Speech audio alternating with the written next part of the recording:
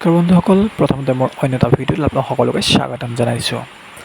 আজি এই হাঁহ পোৱালিখিনিৰ 2 নম্বৰ দিন, মানে পোৱালিখিনি কালি আহিছে। আজি সিহঁতৰ আমাৰ ঘৰত 2 দিন হৈছে। গতিকে তাহাঁতক মই কেনেদৰে ৰাখিছোঁ এই পোৱালিখিনি চাওক। তাহাঁতক মই এনেদৰে লাইটৰ ব্যৱস্থা কৰি তাহাঁতক এনেদৰে ৰখা হৈছে। এই পোৱালিখিনি এইবাৰ পোৱালিখিনি ধুনীয়া পোৱালি আহিছে, ভাল পোৱালি আহিছে। এই পোৱালিখিনি মই কেনেদৰে ৰাখিছোঁ ভালদৰে চাওক। যিসকল ফাৰ্মাৰে হাঁহ পালন কৰা ব্যক্তিয়ে হাঁহ পালন কৰে অথবা যিসকলে নতুনকৈ হাঁহ পালন কৰিম বুলি ভাবে, তেওঁলোকে বহুতো কথা শিকিব লাগে। কাৰণ হাঁহ পালন কৰাৰ আগতে কেইটামান কথা যদি আপোনালোকে নাজানে, তেতিয়াহ'লে হাঁহ আপোনালোকে পালন কৰি এটা ভাল ফল লাভ কৰিব নোৱাৰে।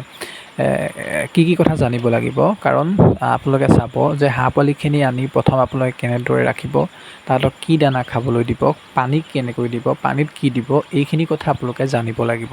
তেতিয়াহে আপুনি হাঁহ পালন কৰিব পাৰিব আৰু হাঁহখিনি এটা ভাল গ্ৰ'থ হ'ব। গতিকে যিসকল হাঁহ পালন কৰি আছে তেওঁলোকে প্ৰায় বহুতো কথা জানেই, আৰু যিসকলে নতুনকৈ হাঁহ পালন কৰিম বুলি ভাবি আছে তেওঁলোকে বহুতো নজনা কথা এই ভিডিঅ'কেইটাৰ পৰা আপোনালোকে জানিব পাৰিব।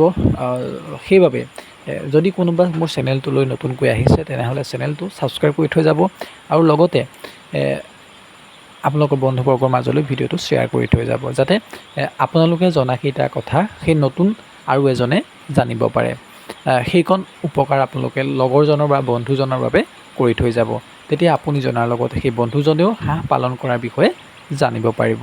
গতিকে যদি ভিডিঅ'টো ভাল লাগিলে তেন্তে লাইক, কমেণ্ট আৰু শ্বেয়াৰ কৰি যাব।